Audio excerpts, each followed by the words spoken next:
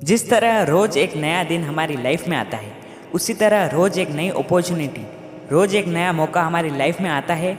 बस फ़र्क इतना सा है कि किस तरह हम उस अपॉर्चुनिटी का फ़ायदा उठाते हैं। ये कहानी एक ऐसे लड़के की है जो पेट्रोल पंप पर पेट्रोल भरने का काम करता था, और जब भी उस पेट्रोल पंप पर कोई भी महंगी कार आती थी तब उसके मन में एक ही इच्छा होती थी कि ऐसी गाड़ी तो मेरे पास भी होनी चाहिए। लेकिन मैं इतनी महंगी कार कब खरीदूंगा, कैसे खरीदूंगा, ऐसे बहुत सारे सवाल उसके मन में पनपने लगते थे। एक दिन उस पेट्रोल पंप पर उसी शहर की सबसे महंगी कार आती है और देखने में भी ऐसा ही लगता है कि ऐसी और कोई कार शहर में नहीं है। और यह लड़का जो पेट्रोल भरने का काम करता था वह उस कार को देखता रह गया और उसकी खूबसूरती को निहारने लगा। और उस लड़के से रहा नहीं गया और उसने अंदर बैठे आदमी से पूछ लिया कि भाई साहब ये गाड़ी कितने की है। उसने कहा 80 लाख की गाड़ी है।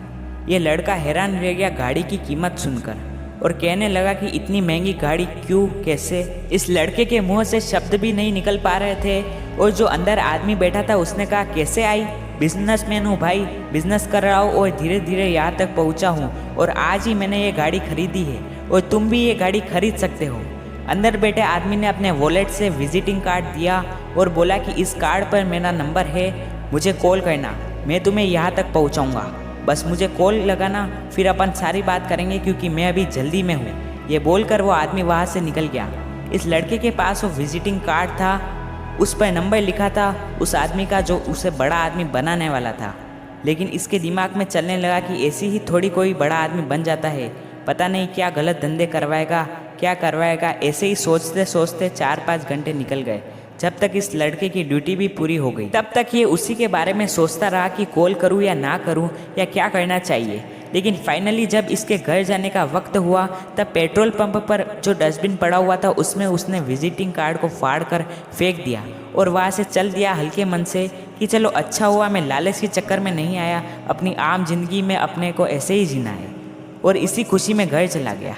अगले दिन फिर काम पे आया, फिर वही महंगी गाड़ी आने लगी और वो सपना तो उसके माइंड में था ही कि मुझे महंगी कार खरीदनी है। लेकिन अब सपना पूरा कैसे होगा, वो मौका आया था पर चला गया। इसने समझ लिया कि अपने को बस ऐसे ही ज़िंदगी जीना है। 2 साल, 3 साल, 4 साल, 5 साल गुजरने के बाद उस पेट्रोल पंप पर वैसी एक और महंगी कार आती है। लेकिन उस बार उस कार में कोई और आदमी बैठा था। उसने उस लड़के को कहा कि भैया पेट्रोल भर दो।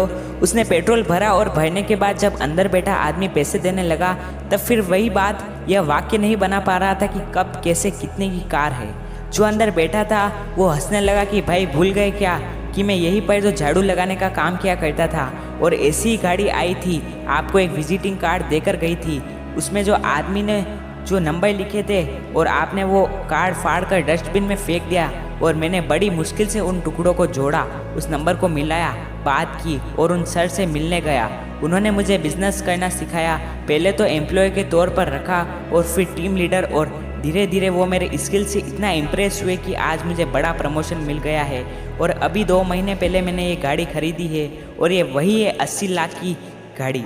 आपने वो सपना देखा था और मैंने वो सपना पूरा किया। पता नहीं क्यों आपने विजिटिंग कार्ड डस्टबिन में फेंक दिया, लेकिन मैं तो इसी मौके के इंतज़ार में था और नंबर मेरे हाथ में लग जाए और मैंने कॉल किया और ये सब काम हो गया।